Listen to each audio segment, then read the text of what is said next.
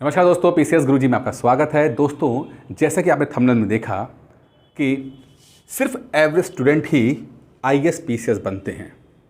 ये बात मैं बहुत ईमानदारी से कहना चाहूँगा कि यह बात बिल्कुल सच है कि ज़्यादातर लोग जो आईएएस या पीसीएस बनते हैं वो अपने स्कूल टाइम पर एवरेज ही रहते हैं।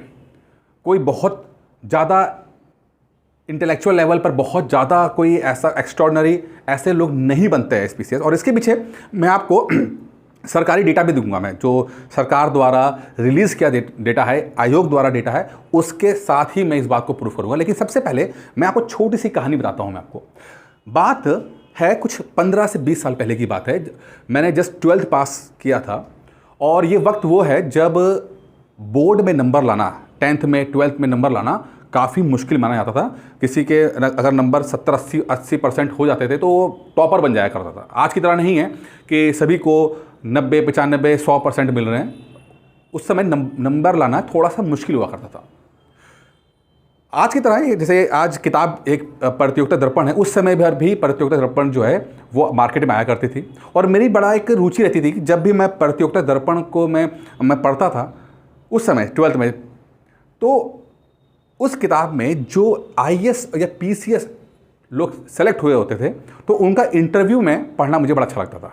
साथ में एक जो लास्ट में जो बायो डेटा आता है, अब पता नहीं शायद अब आता है कि नहीं आता, कि मैं कई दिनों से पढ़ा नहीं है उसको।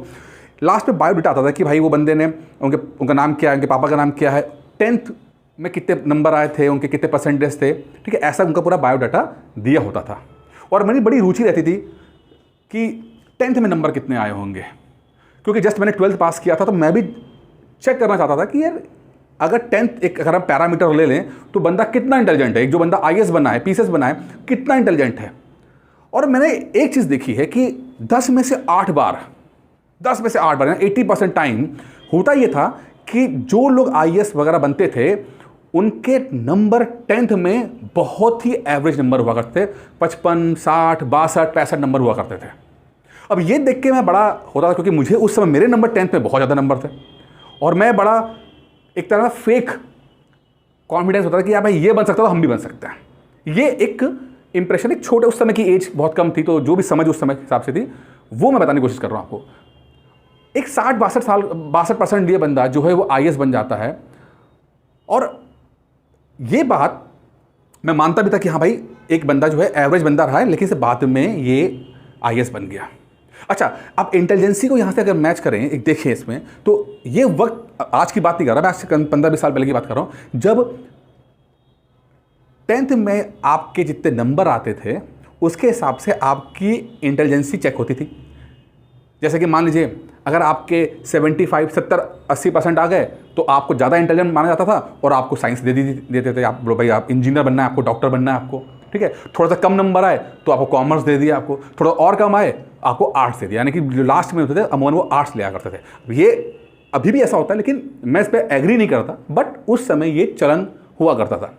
ज़्यादातर वो लोग जो कि नंबर काफ़ी कम आते हैं, 50-55% आए, जिन्होंने मजबूरी में ही सही लेकिन उन्होंने बीए कर लिया और बीए करने के बाद वो सिविल की तैयारी करने लगे और करते करते वो एक दिन आईएएस बन जाते हैं। यानी कि जो बंदा 10th में बड़ा इंटेलिजेंट माना जाता था वो बंदा इंजीनियरिंग कर रहा है। इसी बीच में दूसरा बंदा जो है, जो कि 10th में कम नंबर आने के बावजूद, मतलब कम नंबर आने की वजह से उसे कम समझा जाता था, वो अचानक से एक दिन ऊपर आ जाता है। यानी कि कभी आप चाहे आईटी से करो, कुछ भी करो, आप रहोगे एक आईएएस के नीचे में। तो देखा क्या गया कि एक बंदा जो इंटेलिजेंट बहुत माना गया, इसने आईटी कर ली, लेकिन अल्टीमेटली एक नॉर्मल बंदा जो एवरेज बंदा है वो उससे आगे निकल जाता है और उसका बॉस बन जाता है। आईएएस बनना है मतलब बॉस बन जाना है। तो ये शो करता है कि एवरेज लोग जो हैं वो भले ही उनके क्लासरूम में नंबर कम आते हैं, बट उन्होंने चीज़ें अचीव की हैं। खासकर आईएएस और पीसीएस के एग्जाम में तो बिल्कुल ऐसा मैं देखता हूँ और आजकल भी देखने मिलता है कि जो लोग जब मैंने तैयारी की तो मेरे साथ के लोग जो तैयारी कर रहे थे और जो बाद में मैंने स्टूडेंट्स को देखा जो मैं क्वालिफाई किया, सब के सब नॉर्मल बंदे थे। कोई ऐसा एक्स्ट्रॉर्डनरी बहुत हाई आईक्यू वाला या बहुत ज़्यादा नंबर पाने वाला ऐसे नंबर कुछ होंगे, 2-4 लोग, लेकिन अमूमन सब के सब एवरेज नंबर थे। इससे ये सिद्ध होता है कि जो लोग अपने आप को थोड़ा कम समझ रहे हैं तो वो बिल्कुल दिल छोटा ना करें, क्योंकि हमने सुना है ये बात को कि आईएएस बनने के लिए, पीसीएस बनने के लिए बहुत इंटेलिजेंट होना ज़रूरी होता है, ऐसा नहीं है। वो झूठ है कि बहुत इंटेलिजेंट बंदा ही जो आईएएस बनेगा। सिर्फ यही बताने की कोशिश कर रहा हूँ कि बहुत इंटेलिजेंट लोग जो हैं वो आईएएस पीसीएस नहीं बनते। दूसरी बात, उनको बनना भी नहीं चाहिए, क्योंकि जिस तरह का काम है आईएएस और पीसीएस का, जिस तरह का एग्ज़ाम है, वो एक नॉर्मल जर्नल बंदा चाहिए होता है, जो कि हरफन मौला कहते हैं ना, ऑलराउंडर टाइप का, इसको हर सब्जेक्ट के अंदर नॉलेज होनी चाहिए, ऐसा बंदा चाहिए होता है इसका।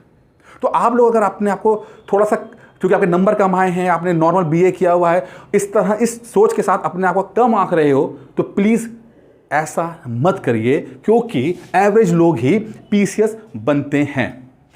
एक और चीज़ देखिए, मैंने एक वर्ड होता है अचीवोफोबिया या सक्सेसोफोबिया। ये वर्ड अंग्रेजी का वर्ड है, अचीवोफोबिया और सक्सेसोफोबिया। अमूमन क्या होता है, लोगों को लगता है कि असफलता का डर होता है, बट ये जो वर्ड है ये बताता है कि कुछ लोग ऐसे भी होते हैं जिनको अपनी सफलता का डर होता है। और ये सफलता का जो डर होता है ना, ये बड़ा खतरनाक होता है, क्योंकि लोग अपनी असफलता को तो मैनेज कर लेते हैं कि चलो भाई हमने कुछ किया और अगर उसमें असफल हो भी जाएंगे तो चलो ठीक है, हम कर लेंगे। लेकिन पता नहीं क्यों लोगों को अपने सफल हो जाने का डर भी होता है कि अरे सफल हो जाएगा तो क्या होगा, नर्वस हो जाते हैं, हाथ पैर फूल जाते हैं। और इसका बहुत बड़ा एग्जाम्पल जो है वो शेयर मार्केट के अंदर है।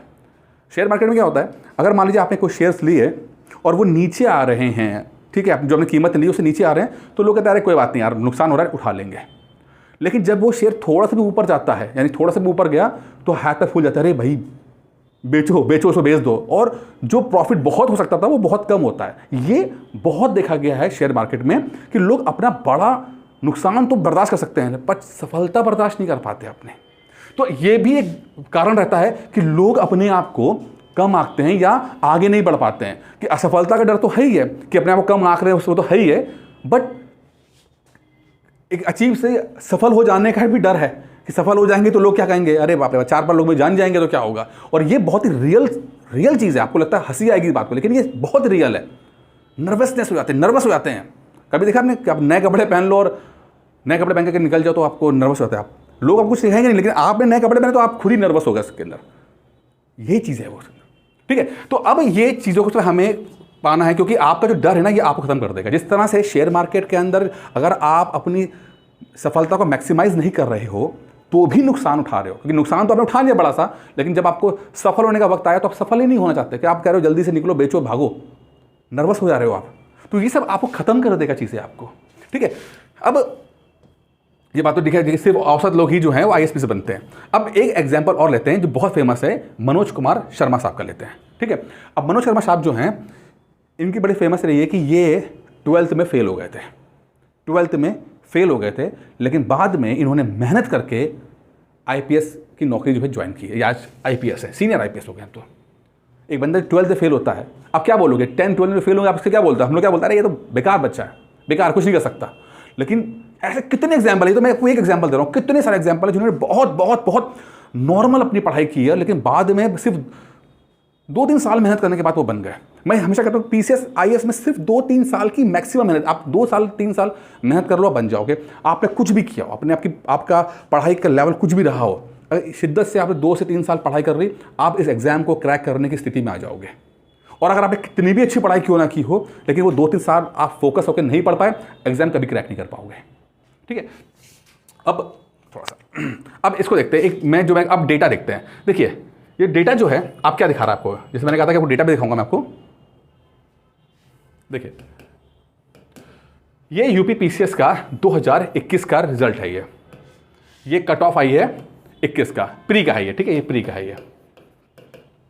आप इसमें देखो कि 200 नंबर में से out of 200 number general category में 115 से 120 नंबर जो लेकर आए थे उनको, अब इसमें डेटा में जहाँ से लिया है वहाँ से फाइनल नहीं, लेकिन समझ लीजिए कि 115 से 20 नंबर जिसके आए थे वो उन्होंने पीसीएस प्री क्रैक कर दिया, अमूमन मोरलेस के बाद, ठीक है। वहीं आप ओबीसी में देखिए 13 से 18 हो गया, एससी में 9600 हो गया।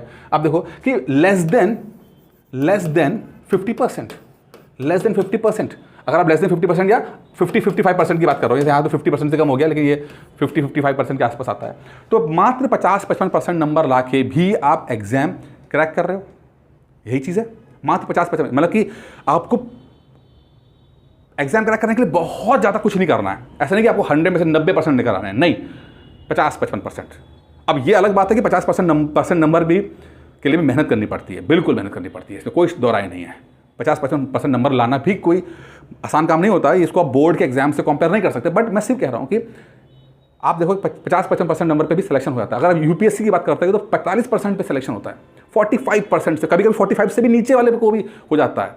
यानी कि बहुत ज़्यादा कुछ नहीं करना है, ऐसा नहीं कि 90-80% नंबर लाना है। और 50-55% नंबर अगर आदमी थोड़ा भी ठीक से पढ़ाई कर रहा है तो वो अचीव कर सकता है। बस ये बताना चाहता हूँ कि अगर थोड़ा सा भी 2-3 साल की मेहनत कर रहा है तो 50-55% नंबर ला सकता है, सिर्फ इतना बताना चाहता हूँ मैं आपको, ठीक है। अच्छा, अब यहाँ पे देखो, ये तो प्री की बात हो गई। अगर मेंस की बात देखते हैं हम, यहाँ पे देखो ये 2017 का जो है फाइनल रिजल्ट है ये।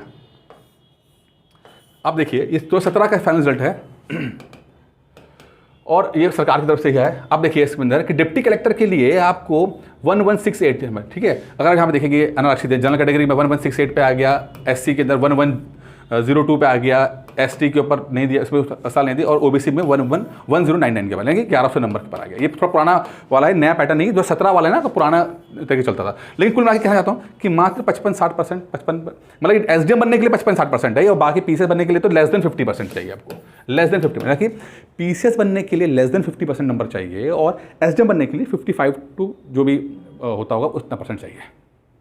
यानी कि अचीवेबल है, कोई ऐसा नहीं है कि नहीं हो सकता है। डेटा बता रहा है हमें, ठीक है।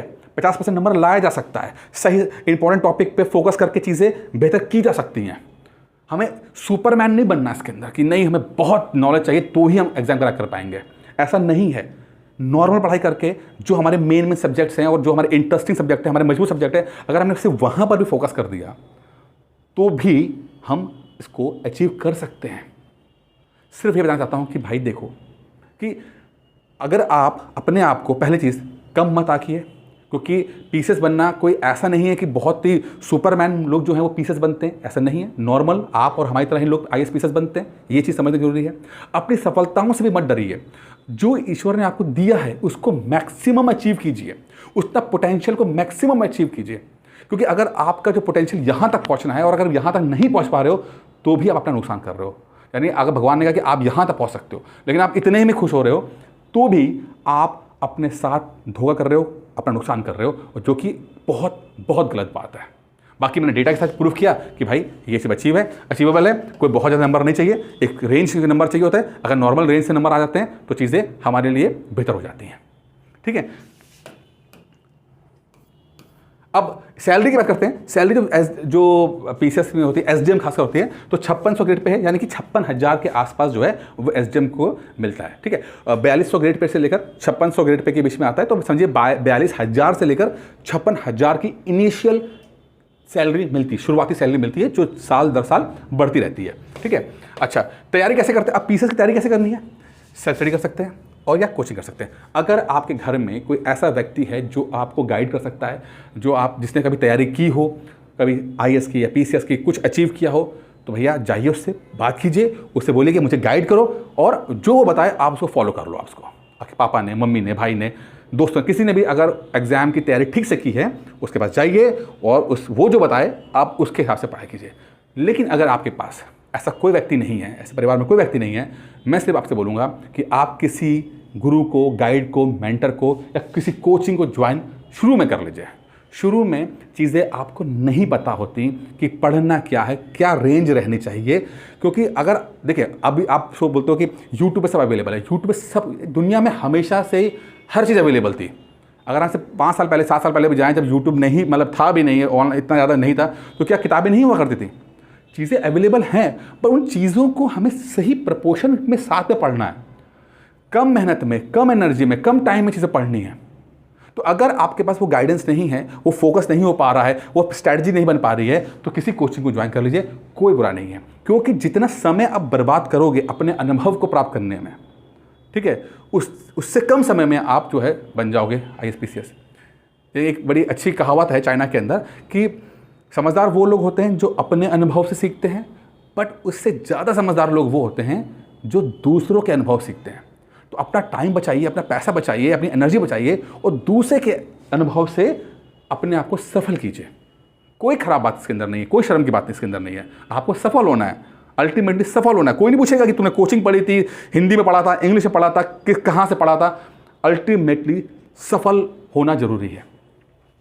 अब अंत में जो लोग कोचिंग करना चाहते हैं उनके लिए, जो खुद पढ़ सकते हैं कोई बात, ठीक है, उनके लिए 17 महीने का जो कोर्स है, एक ऑनलाइन जो कोर्स है 2024 के लिए, ठीक है, प्री प्लस मेंस का रहेगा, वीडियोस PDF टेस्ट के लिए दिया जाएगा, हर चीज़ आपको यहाँ से मिलेगी, कुछ भी आपको बाहर से परचेज नहीं करना है, बिल्कुल स्टेप बाय स्टेप लेके चलना है। पूरी मेंटरशिप में हमारी रहेगी, ठीक है, कुछ भी आपको किताबें नहीं खरीदनी है, किसी और के नोट्स नहीं लेने हैं, एक बहुत ही कम मतलब चीज़ों के साथ आपको सफल करना है। जिस तरह अगर कपड़े फट जाते हैं तो सिलने के लिए आपको बड़ा सा लोहा नहीं चाहिए होता, आपको पतली सुई चाहिए होती है, उससे काम बन जाता है। तो आपको बहुत कुछ नहीं चाहिए सफल होने के लिए, छोटा सा सही तरीके से फोकस करके पढ़ाई कीजिए, सफलता 100% आपको मिलेगी। और अगर आप हमें ज्वाइन करने आते हो, उसकी फीस जो है वो 4500 रुपये है, 17 महीने का कोर्स है, ध्यान रखिएगा, 17 मंथ का कोर्स है, अगले साल अक्टूबर 2024 तक चलेगा ये, ठीक है। इसके लिए आपको 4500 रुपये करना पड़ेगा। 8317040152 पे कॉल कर सकते हैं, या फिर एक नंबर और भी है जो यहाँ पे नहीं लिखा हुआ है, ये नंबर तो है ही है, एक नंबर और भी है 9919521555 पर भी कॉल करके इस कोर्स की जानकारी आप ले सकते हैं। दोस्तों ये वीडियो कैसा लगा जो बताइएगा। धन्यवाद।